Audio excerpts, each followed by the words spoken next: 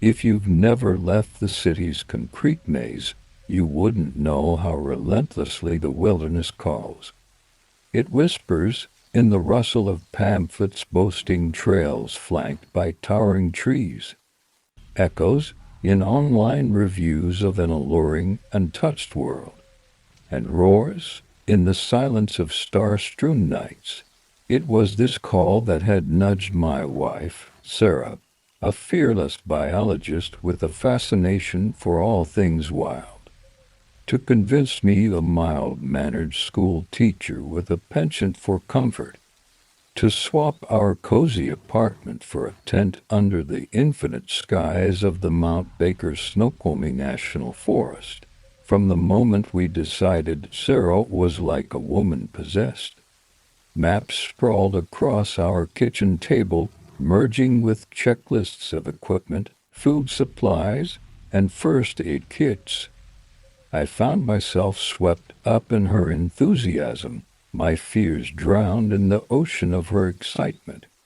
After all, how often do you get a chance to shrug off the city's noise and breathe in the tranquility of untouched nature?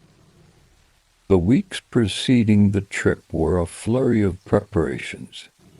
Every evening after school, I returned to find a new camping gadget or a book on wilderness survival delivered at our doorstep. We learned to set up our new tent in the living room, brave the strange-tasting dehydrated meals. And Sarah, bless her heart, attempted to teach me to read a compass. My little misadventure with the north and south needles soon became a running joke between us. Although I shared Sarah's excitement, I would be lying if I said I wasn't apprehensive. You see, the wilderness, for all its beauty, is still a foreign world to a city dweller like me. While Sarah saw an opportunity to immerse herself in the raw majesty of nature, I saw a world devoid of my daily conveniences, a hot shower, a comfortable bed, a coffee shop around the corner. But there was something infectious about Sarah's enthusiasm, something pure and childlike, that made it impossible for me to deny her this. I remember the night before we left. Our apartment was a chaos of half-packed backpacks and camping equipment. I was trying to squeeze an extra pair of socks into my already overstuffed pack when I noticed Sarah. She stood by the window, bathed in the soft glow of the city lights, staring into the vastness of the night sky.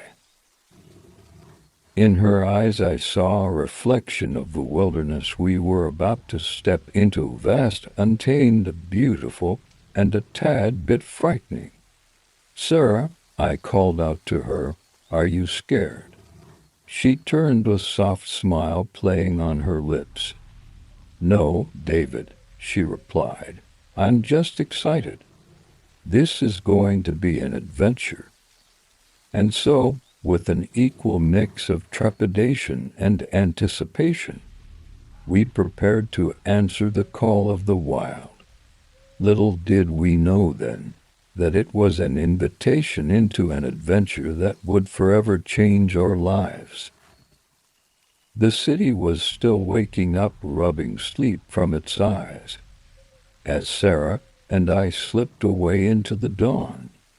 The world beyond our city limits was a blur of colors as we sped towards the embrace of the wilderness. Mount Baker Snoqualmie National Forest revealed itself gradually, like a masterpiece shy of its beauty.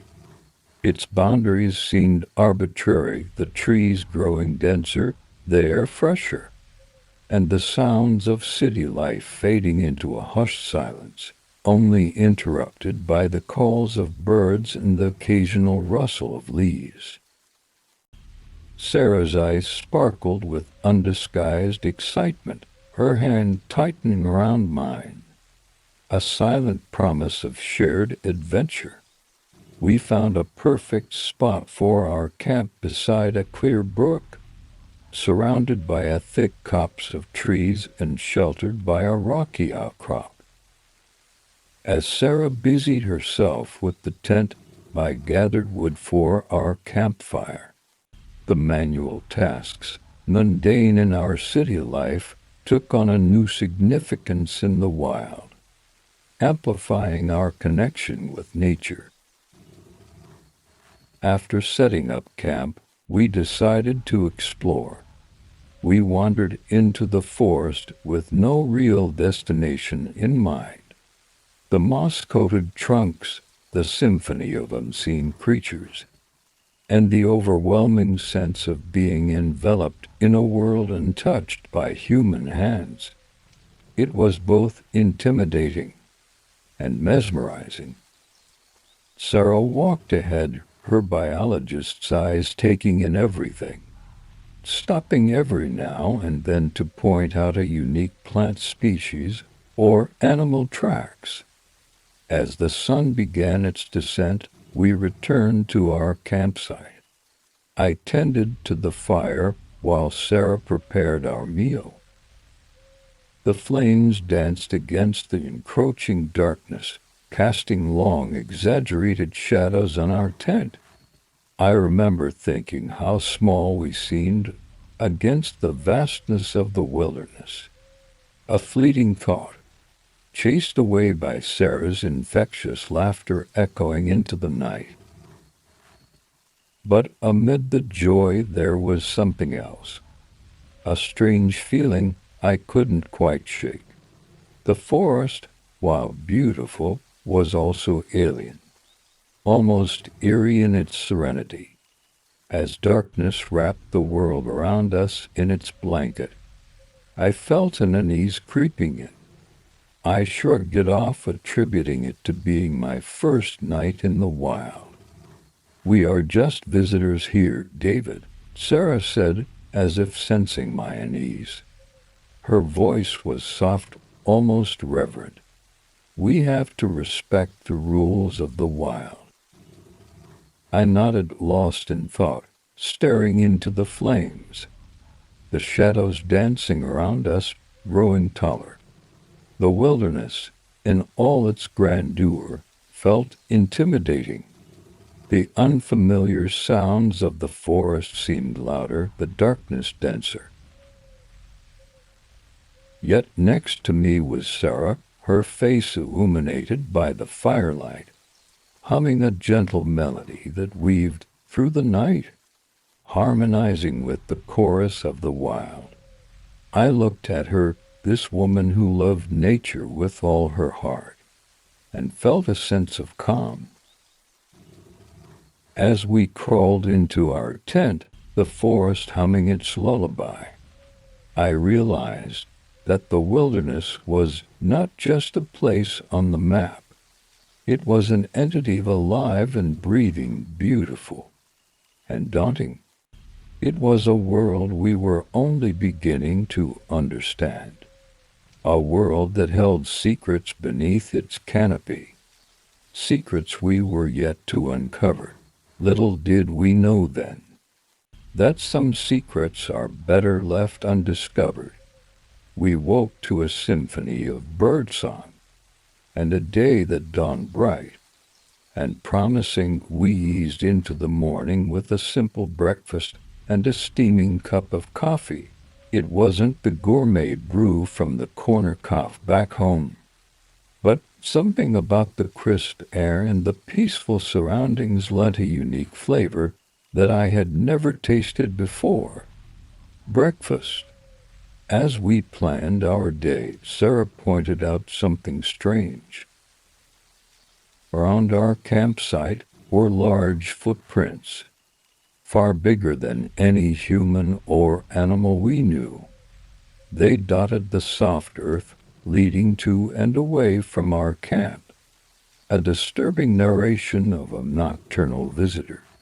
My first thought was a bear, but Sarah, crouched beside one of the prints with a puzzled frown, disagreed. She pointed out the peculiar features, The shape, the number of toes. It didn't match any animal she could think of.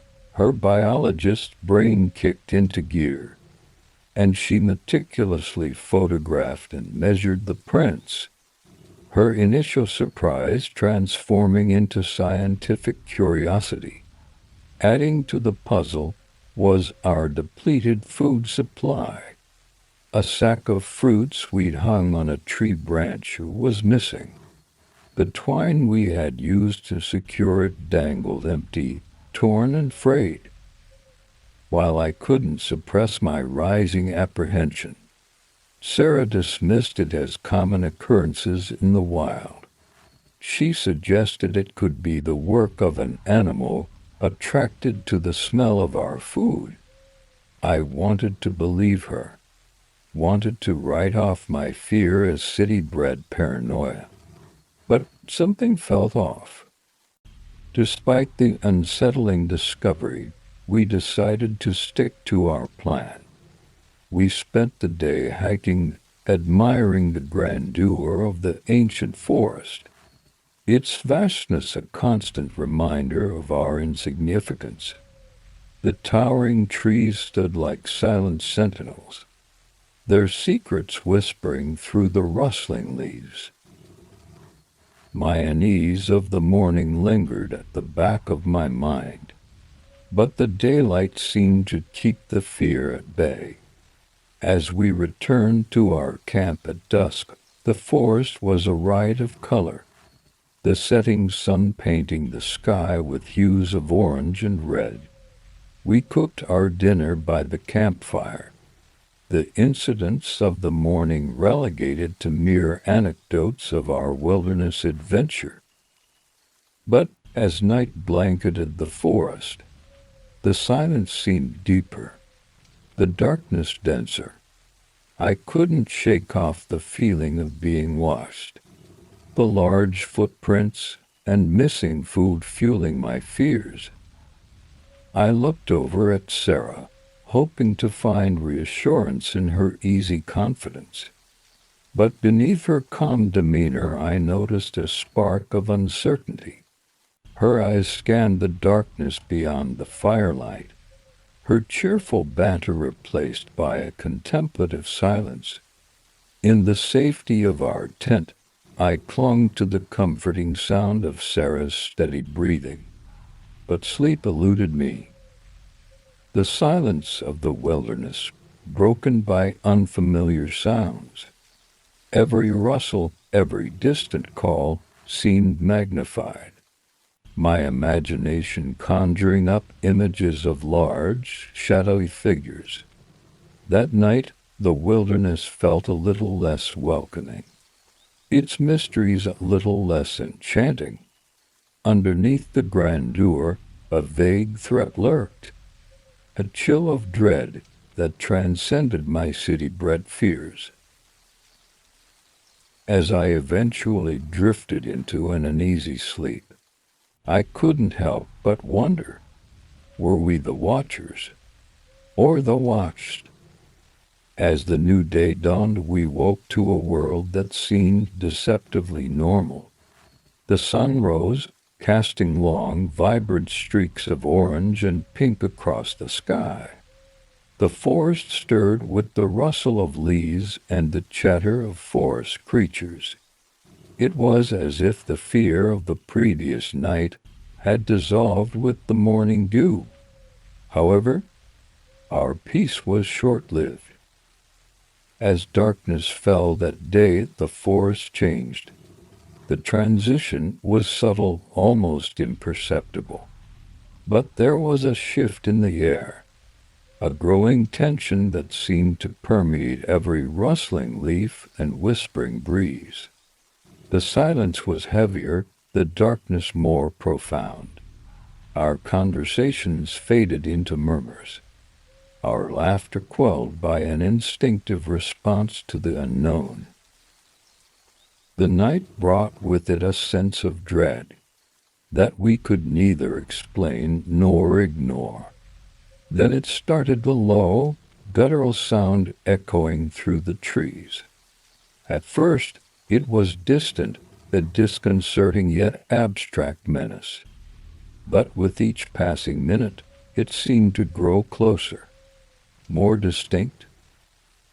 The sound was unlike anything we had ever heard before.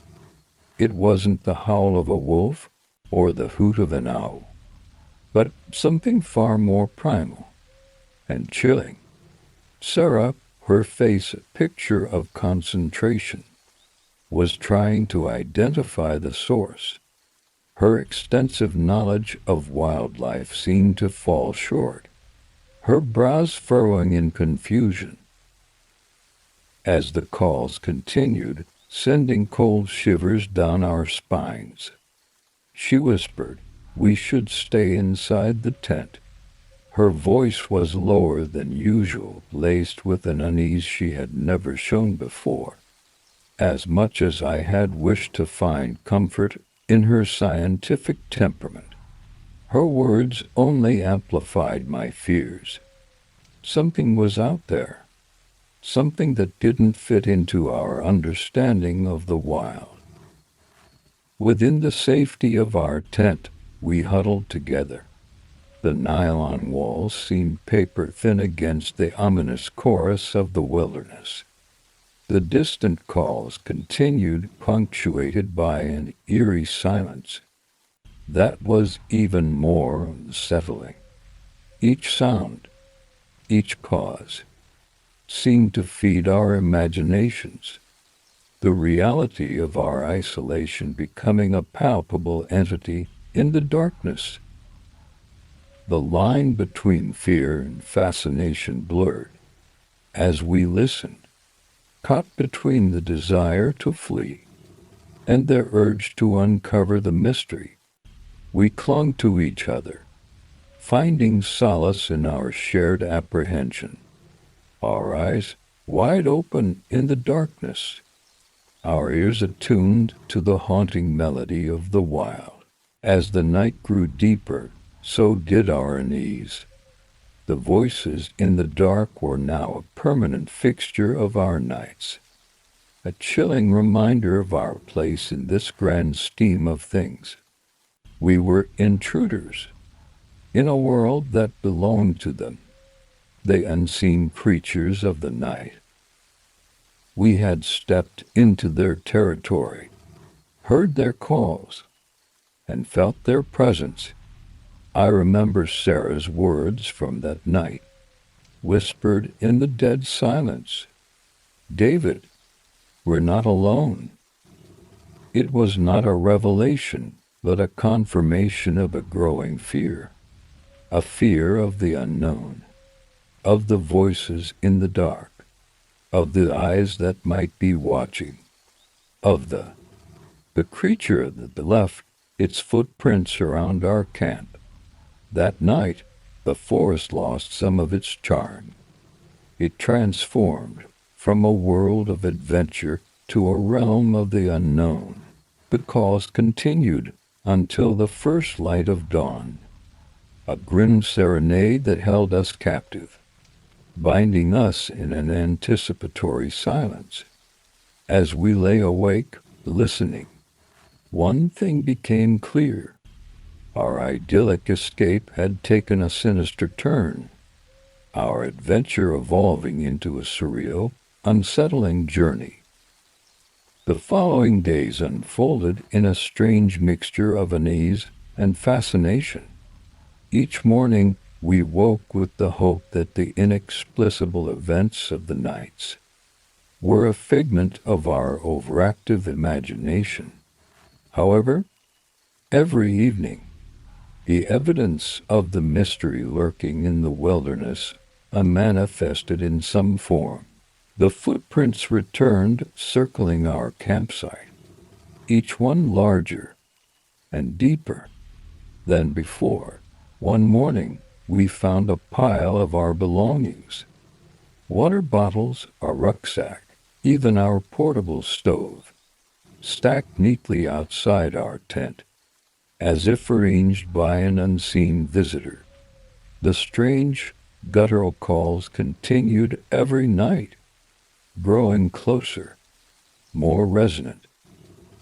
We started to notice smaller signs, twigs and leaves arranged in patterns to deliberate to be an accident, half-eaten fruits placed near our tent, and a peculiar musky odor that seemed to hang heavy in the air around our camp. What unnerved us the most was the uncanny feeling of being watched. It was as if unseen eyes were constantly tracking our movements, a silent observer biding its time in the shadows of the towering trees. Our laughter dimmed. Our conversations became hushed whispers. An underlying tension crept into our relationship, our reactions mirroring the eerie transformation of the forest around us. One evening, as I was gathering wood for the fire, I felt a peculiar sensation. The hair on the back of my neck stood up, and a chill ran down my spine. I spun around, peering into the dense thicket, my heart pounding in my chest. I didn't see anything out of the ordinary, but the feeling of being observed was more intense than ever. I rushed back to the camp, throwing fleeting glances over my shoulder, the silence of the forest amplifying my sense of dread. Sarah noticed my anxiety, her eyes mirroring my fears. The usual comforting words were lost on us, both of us aware that something was amiss. We spent that night huddled together, sleep eluding us, our ears strained for any sound that wasn't part of the natural chorus of the wild. Each rustle, each snapping twig, sent adrenaline coursing through our veins. The calls echoed around us, growing in intensity, the eerie soundscape of the wilderness punctuated by an ominous silence. "Sarah," I whispered, my voice barely audible above the deafening quiet. "What is happening?" "I don't know, David," she admitted, her voice trembling. "I don't know." The fear in her voice sent a wave of icy dread through me. Sarah, the woman who had fearlessly ventured into the heart of the wilderness, the woman whose understanding of the wild was unrivaled, was afraid. As we sat in the enveloping darkness, the cold reality dawned on us. We were at the mercy of an unseen entity, a creature of the night whose intentions we couldn't comprehend. We were no longer the carefree explorers soaking in the beauty of the wilderness. We had become the intruders in a world that didn't belong to us. Our adventure had morphed into a chilling game of hide and seek, with the stakes higher than we had ever imagined. We were caught in a narrative beyond our control, trapped in a wilderness that was slowly revealing its darker side. And the only thing certain was our growing uncertainty. The sixth day dawned with a heavy, unsettling quiet. The chirping of the birds seemed muffled. The sunlight, straying through the dense foliage, appeared dull, and the forest felt less inviting, more foreboding. Sarah and I decided to use the daylight to find answers. With a shared sense of apprehension, we started our exploration, following the strange footprints that led away from our campsite. The forest, in all its dense beauty, hid its secrets well. The further we went, the more isolated we felt, the silence of the wilderness almost deafening. The footprints led us to a small clearing, the dense trees giving way to a patch of open sky. In the middle of the clearing, a sight awaited us. one that sent chills down our spines. A large mound of branches and leaves piled haphazardly, resembling a crude shelter. The ground around the shelter was littered with half-eaten fruits and remnants of small animals. The musky odor that we had grown accustomed to was stronger than ever. It was evident that this was the dwelling of our unseen visitor. Sarah approached the structure cautiously, her biologist instincts overriding her fear. She examined the makeshift shelter, noting the sheer strength required to bend and break the branches used in its construction. Whatever built this is strong, intelligent, she trailed off, glancing around nervously. We spent the day documenting our findings. We took photographs, collected samples, and discussed theories. The footprints, the sounds, the shelter, it all pointed towards an entity that was not just an animal, but something more elusive, more complex. Yet we couldn't shake off a gnawing fear that we were dealing with something far beyond our understanding, something that defied explanation. The pieces of the puzzle didn't fit into any known picture, the reality of our situation becoming more surreal by the minute. As we made our way back to the camp, a disturbing thought struck us. We had discovered the den of the creature, but where was the creature itself? A shiver of unease ran down our spines. We hastened our steps, the shadows of the trees lengthening around us, the wilderness closing in. We returned to our camp just as the sun began to set, the once vibrant colors of twilight now seeming dull and foreboding. Strange calls started earlier that night, echoing around us, almost as if responding to our intrusion into the creature's den. That night, the thin walls of our tent felt more vulnerable than ever. Every gust of wind, every rustling leaf, seemed magnified in the darkness. We lay wide awake, our senses heightened, waiting for the inevitable.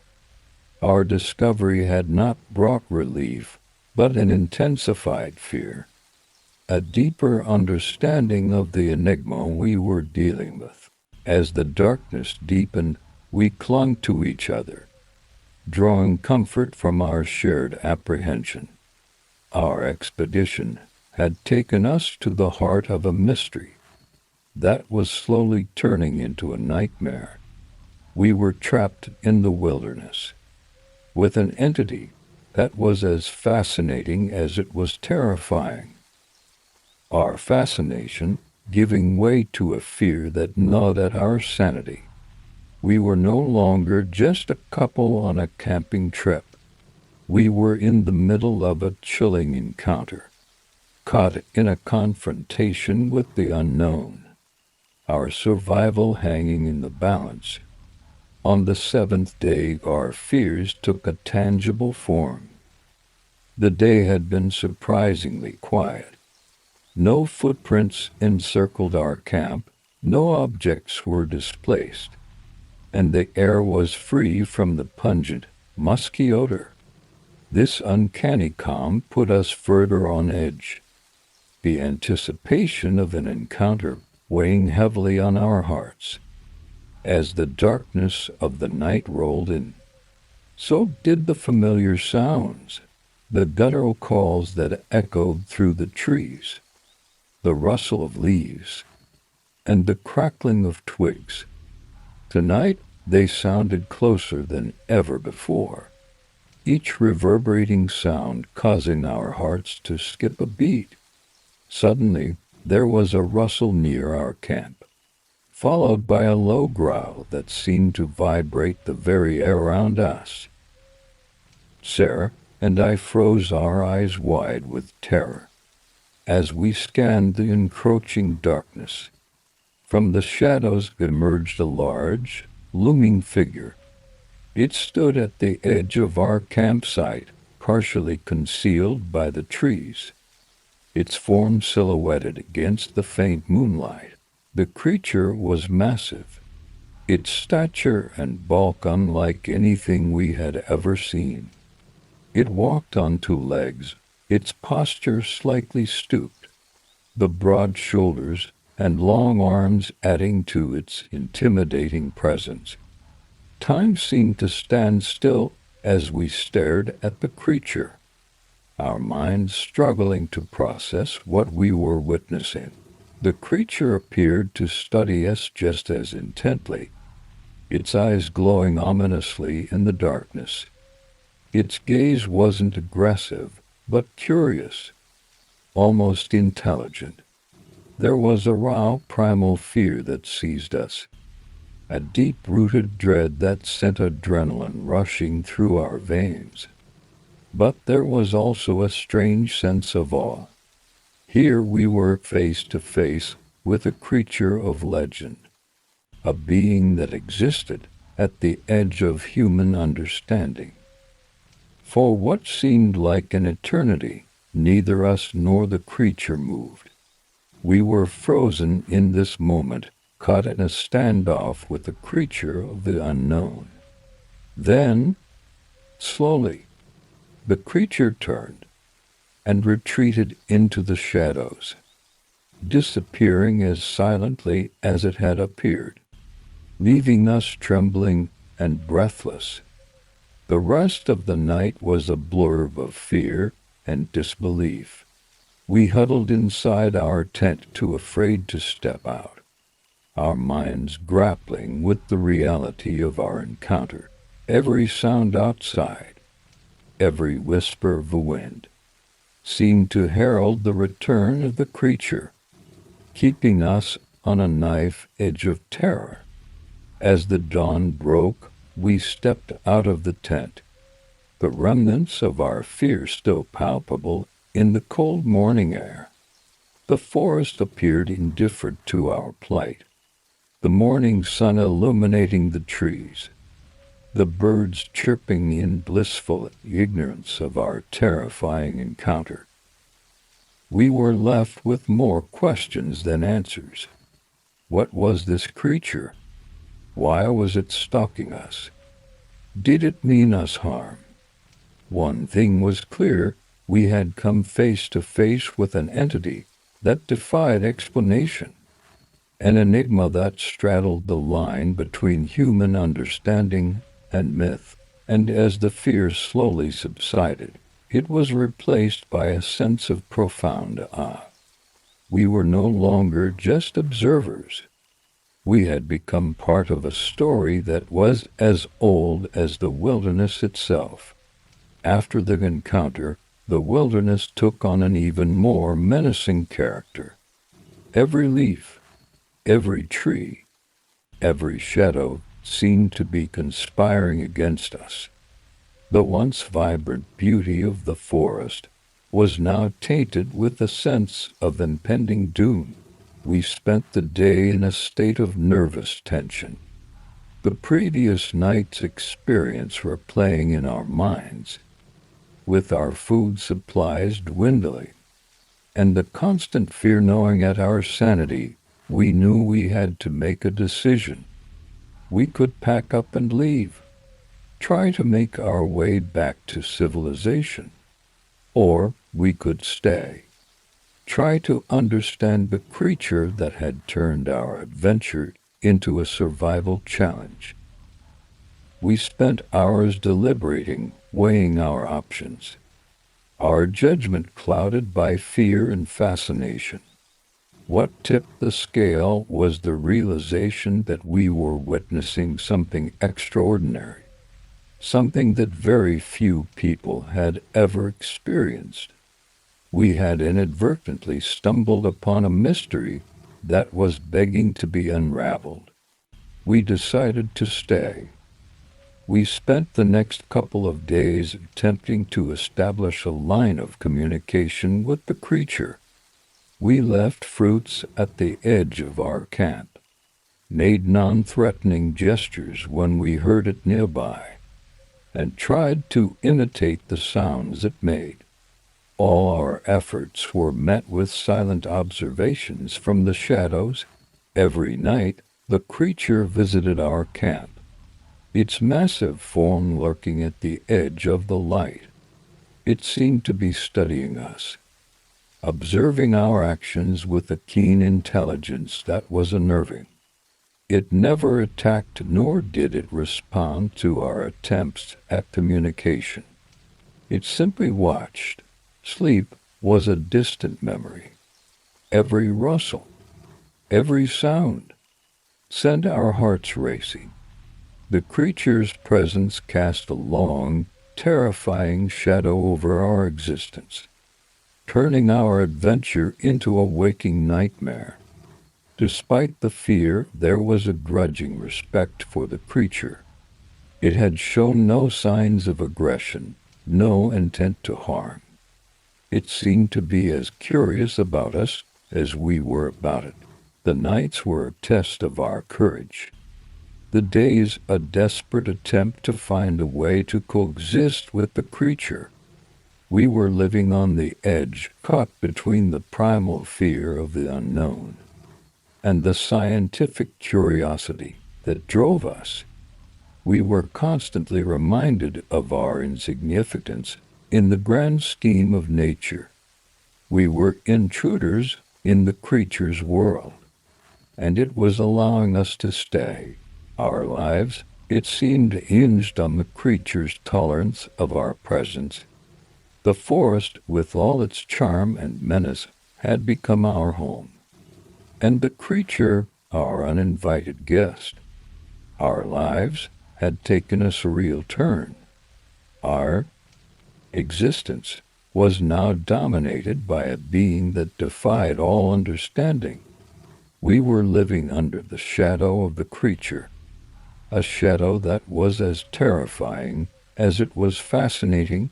As we prepared for another night of fearful anticipation, we couldn't shake off a peculiar feeling. We were living a story that was as old as humanity itself, a story of our confrontation with the unknown. And in that story, we were not just spectators. We were the protagonists. As days turned into nights and nights into days, a strange sense of routine fell over our life in the wilderness. The creature, our nightly visitor, continued to observe us from the shadows, its presence both unnerving and oddly comforting. One evening, in a move that took us completely by surprise, the creature approached the pile of fruits we had left out. We watched from our tent, holding our breath. As it bent down and picked up an apple, it examined the fruit carefully, turning it around in its large hand. Before taking a bite, the sight was surreal.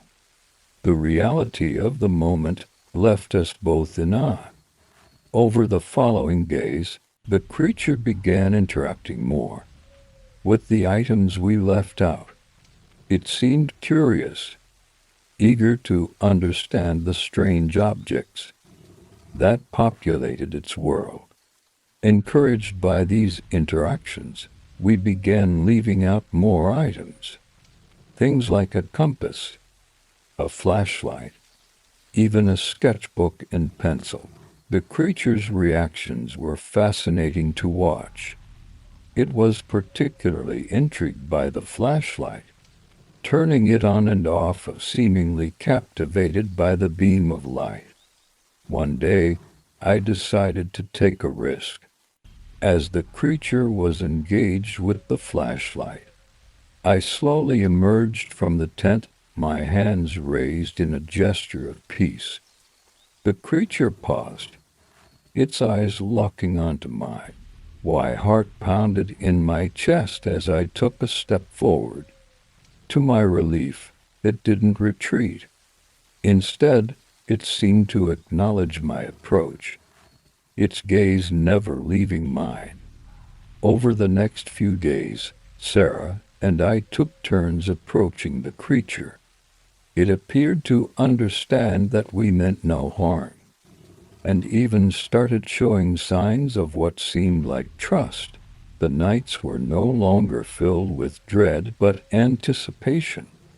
The creature no longer remained in the shadows, but began visiting our camp in the faint moonlight. Its curiosity was evident, and our fear was slowly replaced by a sense of camaraderie. We were living with a legend, sharing our lives with a creature the world knew little about. Our interactions were cautious, but increasingly frequent. The creature observed us, and we observed it, an unspoken understanding bridging the gap between us. On the 9th day of our encounter, I managed to achieve what had seemed impossible just days ago. As the creature was examining the sketchbook, I approached it and extended my hand. It paused, looking from my hand to my face. There was a moment of hesitation. Then, slowly, it extended its own hand. Its fingers brushed against mine. The moment was electrifying, a culmination of our efforts to bridge the gap between our worlds. I felt a connection, a sense of mutual understanding that defied words. I was touching a legend, sharing a moment with a creature that was as complex as it was misunderstood. We had broken the barriers, initiated a line of communication built on trust and respect. We were no longer just observers. We had become part of the creature's world. The fear that had once ruled our existence was now replaced by wonder and curiosity. We were living a tale that was beyond ordinary, sharing our lives with a being that was part of the wild, part of the mystery that makes the wilderness so captivating. We were living the legend of the Bigfoot. After that initial breakthrough, our relationship with the creature, Bigfoot, as we had come to accept, evolved. It no longer viewed us with suspicion. Instead, a quiet sense of understanding began to form. It was still wary, its instincts keeping it at a distance. But the aggression, the posturing, had faded. One night, as Bigfoot was drawn to the warmth of our campfire, I extended my hand again. This time, it reached out with less hesitation. Its touch was rough, the texture of its hand a stark contrast to mine. Yet there was a gentleness to it, a carefulness that was almost human.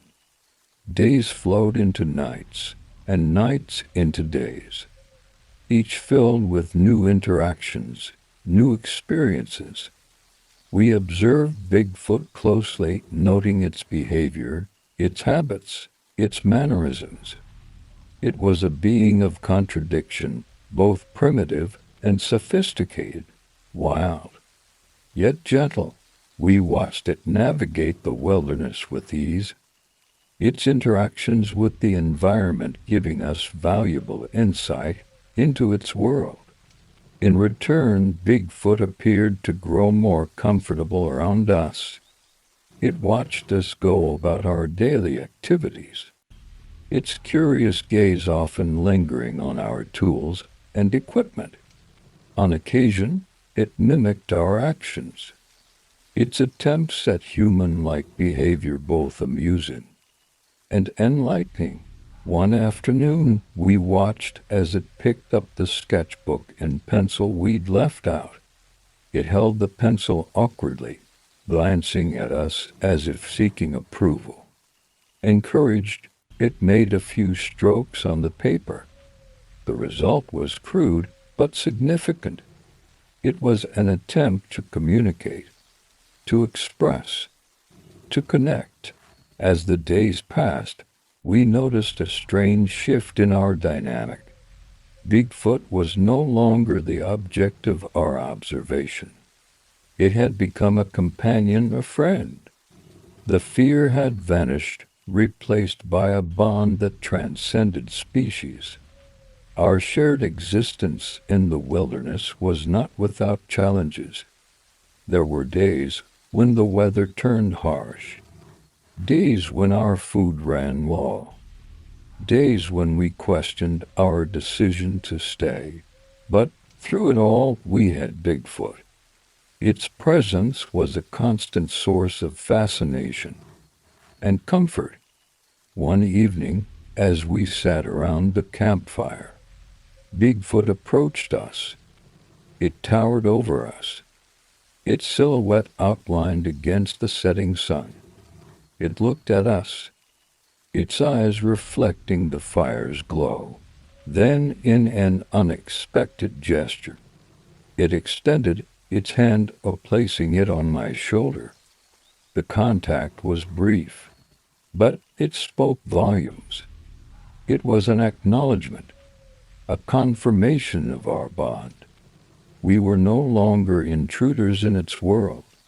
We had become a part of its life, just as it had become a part of ours.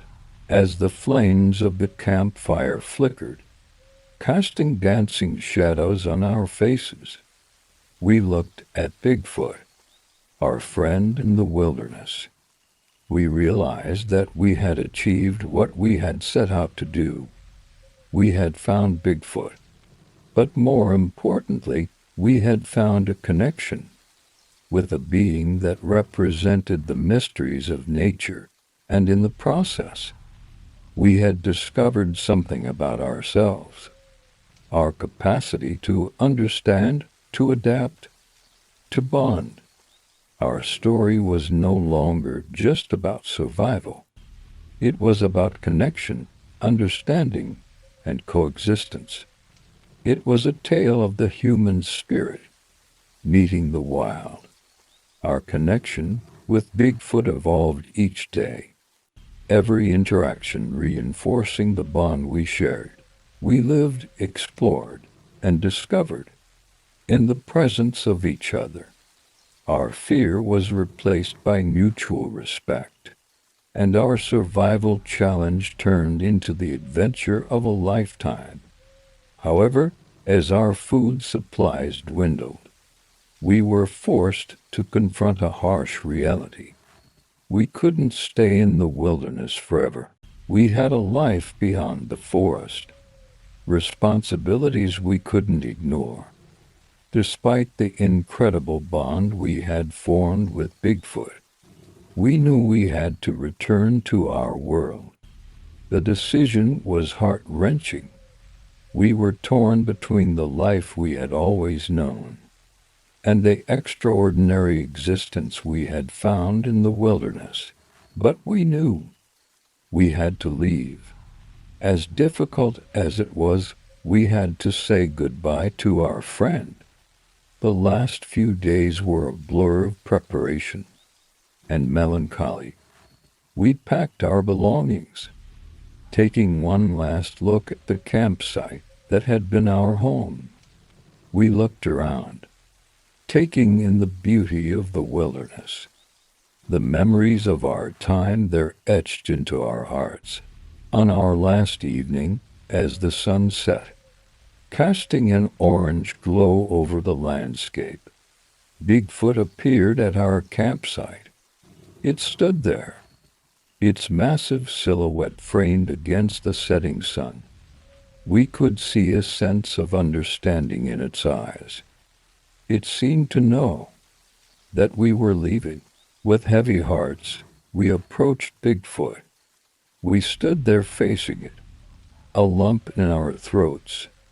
We extended our hands toward it, our gestures indicating our impending departure. Bigfoot looked at us, its gaze softening. Then, to our surprise, Bigfoot extended its own hand, placing it gently on ours. It was a silent moment of understanding, a farewell that needed no words. We felt a rush of emotions, sadness, gratitude, and a profound sense of respect. With a final nod, Bigfoot turned around and disappeared into the wilderness. We watched it leave, its figure merging with the shadows of the forest, leaving us with a sense of emptiness and a heart full of memories. We packed up the rest of our belongings and began our trek back, each step echoing with the memories of our time in the wild. We carried with us an incredible tale, a story of discovery, connection, and friendship. As we looked back one last time, we felt a pang of longing. We were leaving behind a friend, a part of our lives, but taking with us a story that was far from ordinary. We had lived with a legend, shared our existence with a creature both terrifying and fascinating. We had formed a bond that defied human comprehension, and in doing so, discovered a part of ourselves, a part as wild and free as the wilderness itself. The wilderness, once a place of fear and uncertainty, was now a memory of an incredible journey. And in the heart of that wilderness, we had left behind a piece of ourselves. In return, we brought back a tale of an extraordinary friendship, one we would carry for the rest of our lives. Returning to civilization was jarring. The wild, serene stillness of the forest was replaced by the clamor of city life. The rush of people, the flashing lights, the noise that felt almost foreign. After so long surrounded by the quiet rhythms of nature, our senses missed the subtle music of the wild, the rustle of leaves, the song of distant birds, and the comforting presence of Bigfoot. The days that followed were filled with the tasks of reintegration, catching up with work, answering messages, slipping back into routines that suddenly felt small. And yet, amidst the noise of everyday life, our thoughts often drifted back to the heart of the wilderness and to Bigfoot. We shared our story only with a few close friends, who listened with wide-eyed fascination and disbelief. But we never revealed the location. We wanted to protect our friend, to shield it from the curiosity and chaos of the world. The world wasn't ready for Bigfoot. Not yet, and we owed it that much. We found solace in each other, reliving our experiences through quiet conversations, our bond strengthened by what we had endured and discovered together. It was no longer just a bond between two people, but a bond between us and Bigfoot, between us and the mysteries of nature itself. Even as life returned to normal, something within us had changed. We saw the world differently, with a deeper reverence for the unknown. Our encounter had left an indelible mark, a lasting respect for the mysteries that still dwell in the wild. At night, we often found ourselves gazing at the stars, wondering about our extraordinary friend. Was it looking up at the same sky, watching the same constellations drift above the trees? We would never know, but in our hearts, we believed it was, living freely in its world, just as we were in ours. Our adventure had begun as a simple camping trip and ended as a life-changing journey. We had set out to explore the wilderness and instead discovered a legend. We had faced fear, endured the unknown, and found friendship in the most unexpected place.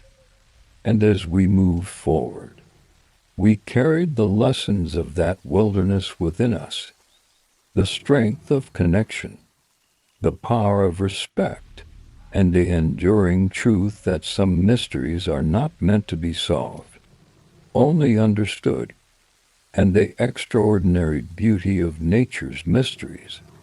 Our story didn't end with our return. It lived on in our hearts, in our minds, in every shared glance that said more than words ever could. It was a tale we would carry with us, a tale that would shape our perspective, our choices, our understanding of the world. Our encounter with Bigfoot was not just an adventure. It was a journey of discovery, of understanding, of connection. It was our journey, and it was only the beginning. As we navigated the world beyond the forest, we did so with a newfound sense of purpose, forever touched by the creature that dwelled in the shadows, forever inspired by our friend in the wilderness. In the end, the wilderness kept its secrets, and we kept ours. Somewhere beneath the same stars, a creature walks the silent forests unseen, yet never alone. We left the woods, but the woods never left us. The echoes of that night still drift through the trees, the memory of a friend we can never truly explain. Maybe some legends are meant to stay hidden. Maybe that's what keeps the magic alive. Until next time, keep listening to the night. You never know what might be listening back.